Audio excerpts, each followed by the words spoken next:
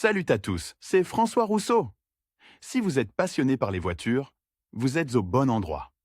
Continuez à regarder, on va entrer dans le vif du sujet. Malheureusement, les accidents de la route continuent de figurer sur la liste des causes de décès les plus fréquentes, juste après les maladies cardiovasculaires, les maladies oncologiques et les actes de violence. Chaque année, les accidents de voiture tuent la population d'une petite ville russe, et le nombre de personnes blessées ne mérite pas d'être mentionné. Si vous êtes témoin d'un accident de la route, il vous incombe de prodiguer les premiers soins aux blessés. Ce terme désignait un ensemble de mesures urgentes prises sur place pour sauver des vies en présence de menaces graves. Il convient de noter que les premiers secours en cas d'accident de la route sont appelés aide préhospitalière pour une bonne raison. Car l'aide médicale est fournie par des spécialistes ayant reçu une formation appropriée. Les citoyens ordinaires sont tenus de connaître les compétences qui peuvent améliorer l'état de la personne blessée avant l'arrivée d'une ambulance. Aujourd'hui, elles sont étudiées dans les établissements d'enseignement, souvent montrées à la télévision. Ces informations peuvent être trouvées sur l'Internet. Et puisque vous lisez ces lignes, nous pouvons supposer que vous souhaitez rafraîchir vos connaissances dans ce domaine. Que recouvre le thème « Soins préhospitaliers en cas d'accident ». Lorsque vous vous trouvez sur les lieux d'un accident, il est important de ne pas être désorienté, car la vie de personne peut dépendre de vos actions. Les premiers secours en cas d'accident de la route impliquent l'algorithme d'action suivant, qu'il est très important de se rappeler.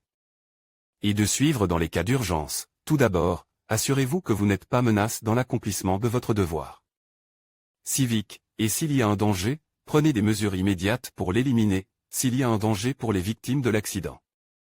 Assurez leur sécurité, par exemple, sortez le conducteur, les passagers d'un véhicule en feu. L'étape suivante consiste à appeler les médecins, 03 ou 112 si vous utilisez un téléphone portable, et les sauveteurs, 01, vérifiez les signes vitaux de base, respiration, pouls, réaction des pupilles aux stimuli lumineux, chez les usagers de la route immobilise. Pour vérifier le rythme cardiaque, placez la pupe de votre index sur le point de sortie de l'artère carotide. Pour vérifier la respiration, penchez légèrement la tête en arrière et essayez de sentir la respiration de la victime en vous penchant vers sa bouche et son nez. Pour évaluer si la personne est consciente, secouez doucement la victime par les épaules et posez-lui une question simple, passez directement aux soins préhospitaliers, en fonction de la situation, mettre la victime de l'accident dans les meilleures conditions de confort et attendre l'arrivée des secours. Les règles de base de l'action des témoins d'un accident de la route. Voici ce que dit le code de la route 2.6 à ce sujet. Si vous conduisez un véhicule au moment de l'accident, vous devez l'arrêter. Sur le bas-côté, mettre en marche ou afficher la signalisation d'urgence, prendre des mesures immédiates pour apporter les premiers secours aux personnes impliquées dans l'accident. Les règles générales pour le dernier point sont les suivantes: déterminer la nature et l'étendue des dommages, identifier la zone la plus touchée par l'accident, si possible, faire sortir le conducteur ou les passagers du véhicule en dommage. La victime doit être placée à l'horizontale et débarrassée de ses vêtements s'ils gênent la respiration ou s'ils appuient sur les parties endommagées du corps. Après avoir prodigué les premiers soins aux victimes d'accidents de la route, il convient de les déplacer vers un endroit plus sûr, attendre l'arrivée des secours et, si les circonstances l'exigent, transporter la victime au centre médical le plus proche.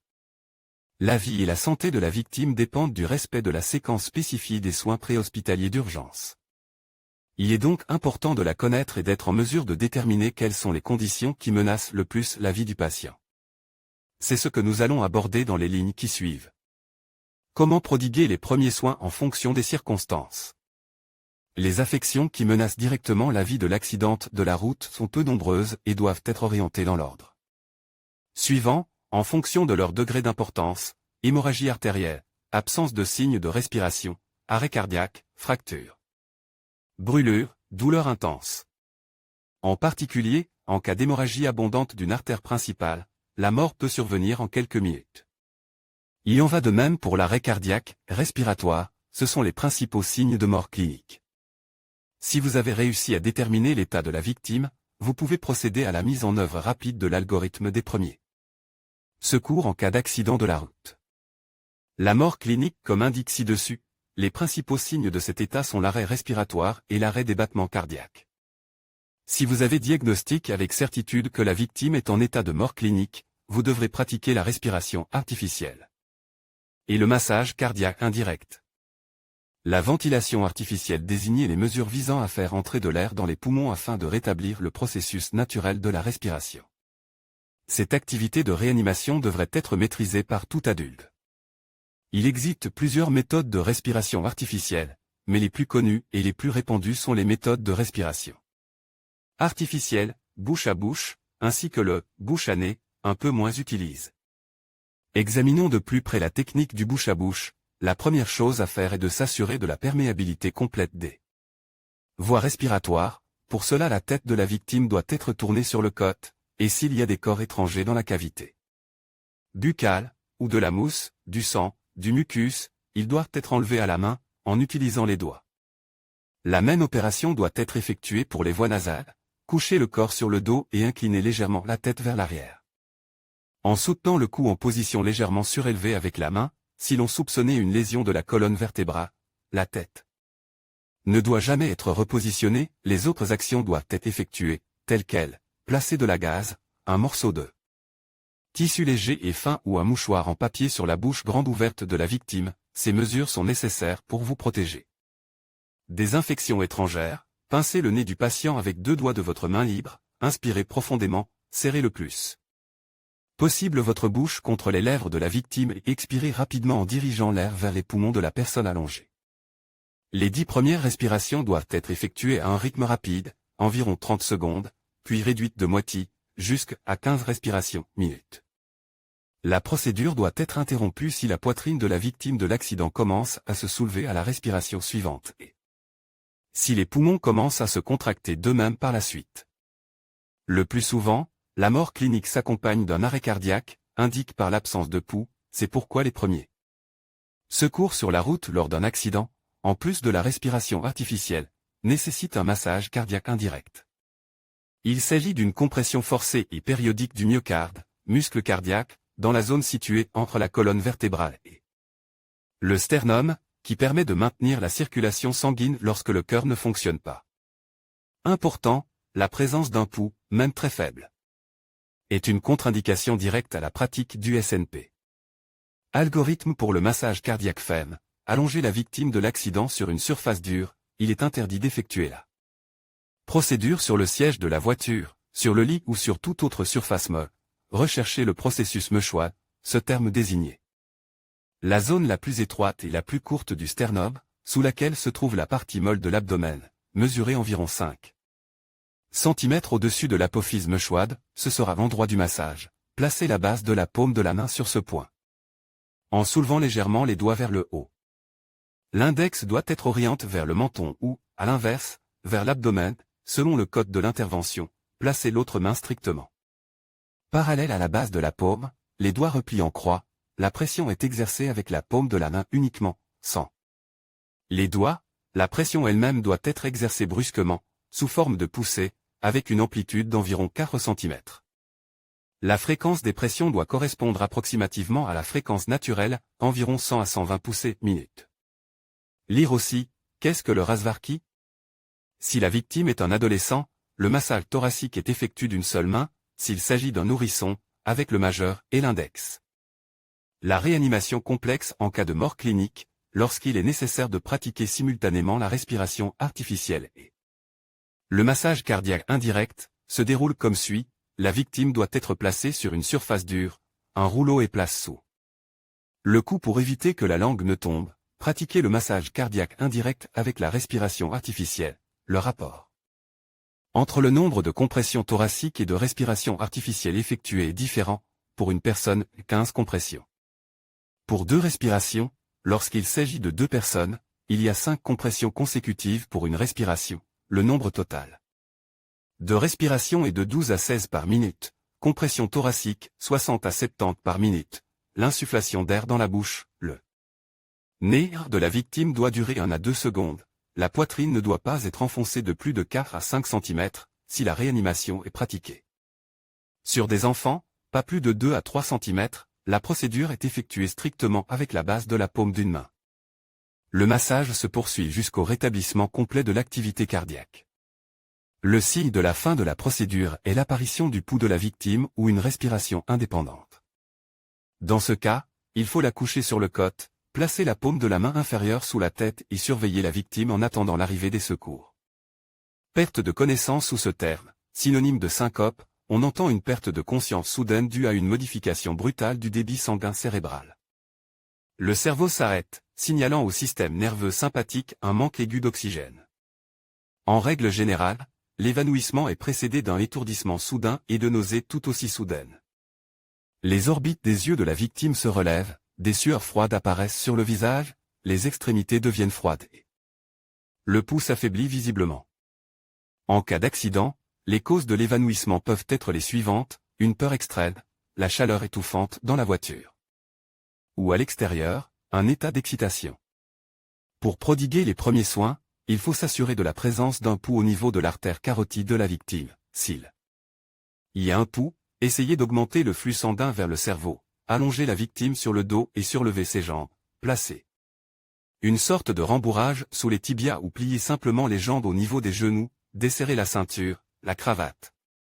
Déboutonner la chemise, augmenter le tonus des vaisseaux sanguins en centralisant le flux sanguin, le plus simple de porteur. Au nez un coton imbibe d'ammoniac. Si la victime ne reprend pas conscience dans les 3 minutes, il faut la tourner sur le côte ou sur le ventre, ainsi que lui mettre quelque chose de froid sur la tête. En général, ces mesures suffisent à faire sortir la victime de son état d'évanouissement. Si ce n'est pas le cas, il faut immédiatement appeler les secours, car le cerveau continue de souffrir d'un manque aigu d'oxygène. Si l'état de la personne inconsciente s'est amélioré, vous pouvez lui donner une tasse de café ou de fort pour augmenter le tonus vasculaire. Fracture dans des conditions naturelles, l'os humain est suffisamment solide pour faire face à une grande variété de charges. Mais dans les accidents de la route, le corps humain est soumis à des surcharges répétées, et le tissu osseux en contact avec tout corps solide perd son intégrité. Dans la plupart des cas, la fracture s'accompagne de sensations douloureuses aiguës. Elles peuvent être si intenses qu'elles conduisent à un évanouissement ou à un choc douloureux. Les fractures ouvertes sont plus faciles à identifier, car elles se traduisent par un saignement au point de sortie des fragments osseux à la surface de l'épithélium.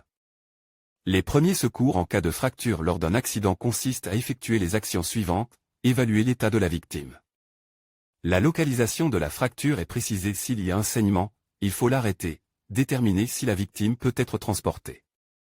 En cas de fracture de la colonne vertébrale, il est interdit non seulement de transporter le blesse, mais aussi de le changer de position.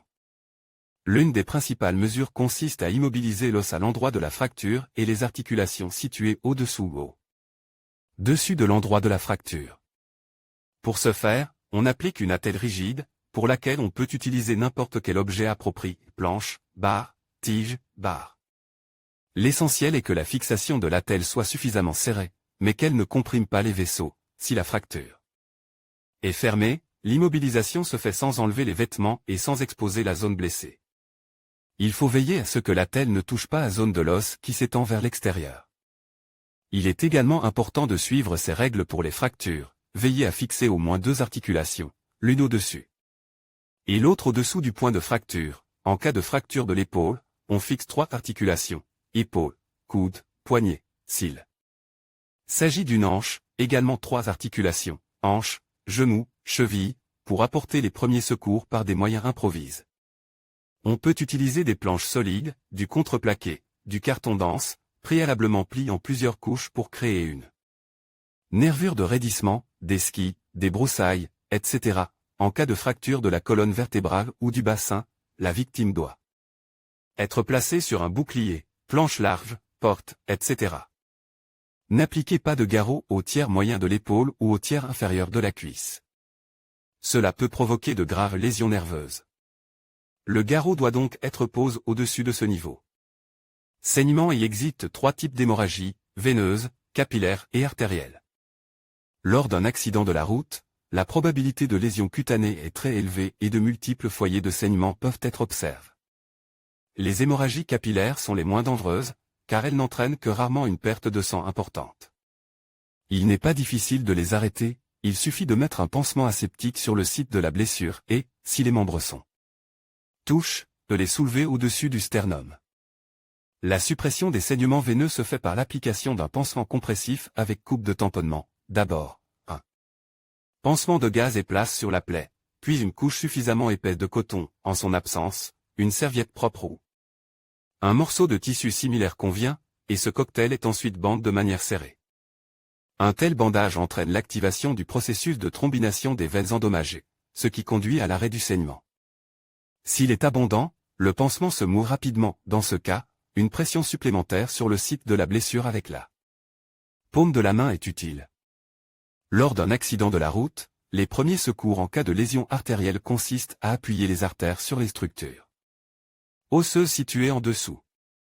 En règle générale, les artères sanguines sont palpées beaucoup plus facilement que les artères veineuses, de sorte que l'efficacité de cette méthode est assez élevée.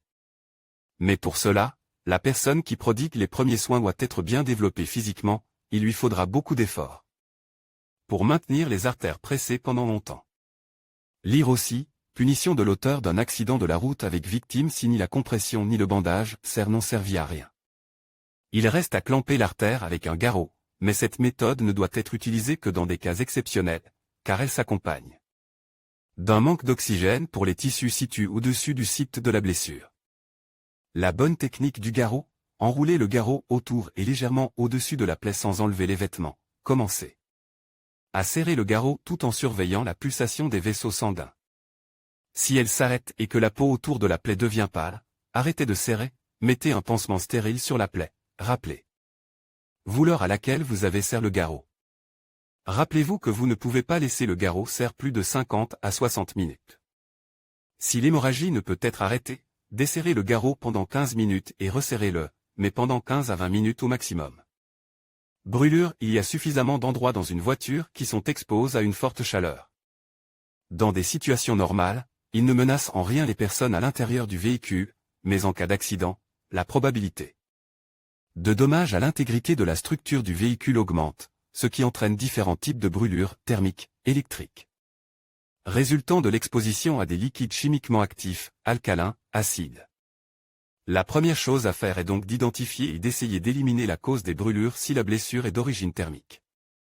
Ce qui arrive le plus souvent, la zone brûlée de la peau doit être libérée de la couche de vêtements avec le plus grand soin. Si, à l'endroit de la brûlure, le tissu est collé à la plaie, il n'est pas possible de l'arracher, il faut le couper soigneusement. Sur le pourtour, en essayant de ne pas toucher à la brûlure elle-même. La zone touchée est ensuite traitée avec n'importe quel désinfectant disponible, la vodka fait l'affaire.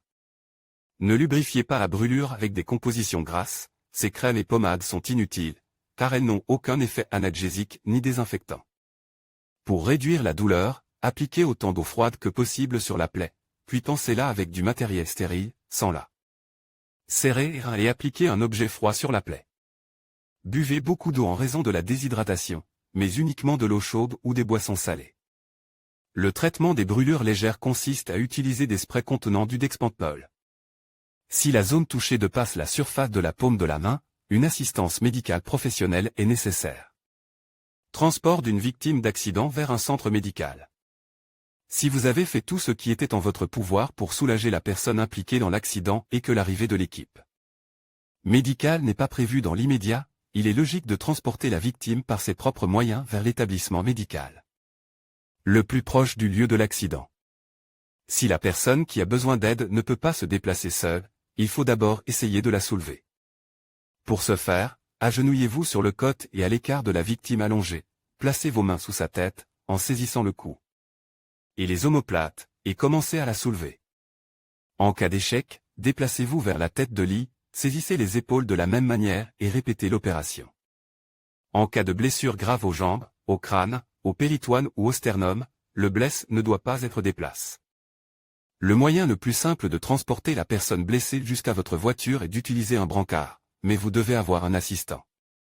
La civière est placée sur le côté de l'organe blesse, une personne prend le blesse par la tête, en saisissant le cou et la colonne vertébrale, l'autre par les jambes dans la zone du bas de la jambe. Le soulèvement et la mise en place de la personne blessée sur le brancard doivent être effectués avec précaution et de manière synchronisée. La civière est déplacée par des pas courts et souples, nécessairement dans la jambe. Les jambes doivent être légèrement fléchies pour améliorer l'absorption des chocs par la civière. Si le brancardier qui marche derrière ne voit pas la route, la personne qui se trouve devant lui signale les obstacles. Essayez de déplacer le brancard horizontalement. Si vous n'avez pas de brancard et qu'il n'est pas possible d'en construire un avec des matériaux improvisés, vous pouvez utiliser l'une des techniques ci-dessus. Si vous n'avez pas d'aile, vous pouvez placer la victime sur votre dos en plaçant une main sous ses fesses et l'autre sous ses omoplates. Cette méthode convient à une personne physiquement forte. La tâche est plus facile si vous êtes deux. Le porteur avant prend la victime sous le dos, le porteur arrière, à nouveau sous les fesses, en passant les jambes sur les côtes. Mais le transfert ne doit pas se faire dans la jambe, car la marche synchronisée affaiblit la prise en raison du phénomène de résonance. S'il est permis de transporter le blesse en position assise, vous pouvez construire une poignée de verrouillage si vous êtes deux. Ou un siège s'il n'y a pas d'assistant. Si la victime est évanouie, il est possible de la transporter en position allongée, mais la tête doit être en dessous des membres. En cas de blessure au sternum, le transport en position semi-allongée est possible, avec le code blesse vers le bas. Si la région du cou est blessée, la victime est placée en position semi-allongée, la tête inclinée vers le sternum. Si une hémorragie interne est confirmée, l'accident est transporté en position allongée sur le dos, les genoux surélevés, un traversin ou un oreiller peut être utilisé. Dans tous les cas, avant de prendre la route, il est nécessaire d'évaluer la distance du centre médical le plus proche, ou du village. Si la zone n'est pas familière, l'état de la chaussée, les conditions météorologiques et l'état de la victime. Lorsque vous arrivez sain et sauf sur le lieu de l'assistance médicale qualifiée, n'essayez pas de transporter la personne blessée hors de la voiture impliquée dans l'accident. Cette tâche doit être confiée à des professionnels de la santé. Sans considérer l'aspect moral de telle situation, il est important de réaliser qu'il n'est pas de la responsabilité du spectateur, mais de son droit de fournir les premiers secours en cas d'accident. Il est possible que vous soyez tellement désorienté que vous ne puissiez rien faire pour aider une personne dans le besoin. Dans ce cas, la seule chose à faire est d'appeler les secours et d'attendre leur arrivée. Un tel acte peut déjà être considéré comme un premier secours. Pour faciliter le travail du personnel médical, veillez à préciser le sexe de la victime et son âge, même s'il est estime, décrivez. Également avec un maximum de details, où vous devez vous rendre, ce qui s'est exactement passe et dans quel état grave se trouve le conducteur ou les passagers du véhicule impliqués dans l'accident. Si vous suivez la lettre de la loi, vous devez vous familiariser avec les articles 124/125 du Code pénal de la Fédération de Russie. L'article 124 stipule que l'absence d'assistance à un patient par des personnes dont c'est le devoir de la fournir, si les raisons sont injustifiables, à condition que l'inaction ait cause un préjudice à la santé de la victime, est passible d'une amende le dépassant pas 40 000 roubles, ou d'une arrestation de 2 à 4 mois, ou d'une peine de travail correctionnel pouvant aller jusqu'à 1 an. L'article 125 est beaucoup plus sévère, le fait de laisser délibérément une personne en danger de mort sans assistance est puni d'une amende de 80 000 roubles ou du salaire, ou d'autres revenus perçus au cours des 6 derniers mois, ou d'une détention de 3 mois, ou d'une peine d'emprisonnement d'1 an, ou d'une peine de travail correctionnel d'une durée similaire.